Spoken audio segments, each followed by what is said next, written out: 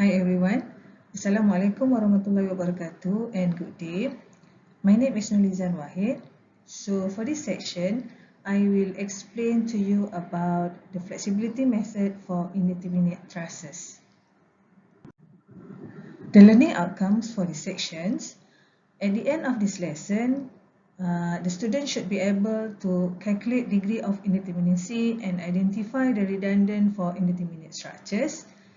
The second is to establish the compatibility equation and then to calculate the displacement in primary and redundant structures.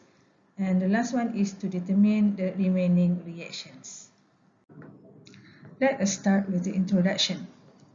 The degree of indeterminacy of a truss can be determined using equation 1, which is used to identify the total redundancies in a truss system. So degree of indeterminacy is equal to m plus r minus 2j, where m is equal to number of members, r is equal to reactions, and j is equal to joints in the truss. However, in truss system, the redundant can come from reactions or member force or combination for both. So, to identify whether the redundant is come from the reaction or member force, we must apply equation 2. So this equation 2 for redundant condition is equal to R minus with global equilibrium equations. As we know, the global equilibrium is equal to 3. So equation 2 is used to check the redundant condition, and if it's 0, that means the redundant is come from the member force. Let us look at example 1. From the truss in figure 1, we can determine the number of members, reactions, and joints. So here, the number of members are equal to 4, which is 1, 2, 3, 4. And the number of reactions is also equal to 4, where come from the pin support at point A, where it gets 2 reactions, and pin support at point B for 2 other reactions. And then the joint for the truss is equal to 4 at point A, B, C, and D. So when we substitute into the degree of indetermination equation, m plus r minus 2j, where m is 4, so 4 plus 4 minus with 2 multiplied with 4, we get 0. So that means that the truss is determinate truss. Next, we look at example 2 for internally indeterminate truss. From the figure, we can identify the number of members, reactions, and joints for the truss. Okay, for the first one, the number of members is equal to 8. Okay, so 1, 2, 3, 4, 5, 6, 7, 8. So there are 8 numbers of members. And then number of reactions we can get from pin support at point A, where it contributes to number of reactions, and also 1 reaction from the roller support at point C. Then the last one is the joints. The number of joints are equal to 5.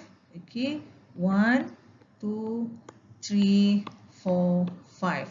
So when we substitute these values inside the degree of indeterminacy equation, where 8 plus 3 minus with 2 multiplied with 5, we will get 1.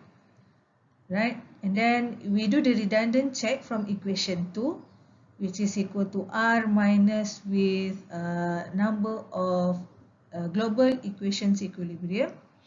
So 3 minus 3 equal to 0, because reactions R is equal to 3 minus with global equilibrium equation equal to 3, so we get 0. So meaning that this one redundant is come from the member force. So that means the truss is internally indeterminate truss. Okay, example 3 shows the case for externally indeterminate truss. From the figure, we can identify that the truss have 10 number of members, 4 number of reactions, and 6 numbers of joints. Here we can see that the truss have 1, 2, 3, 4, 5, 6, 7, 8, 9, 10 members.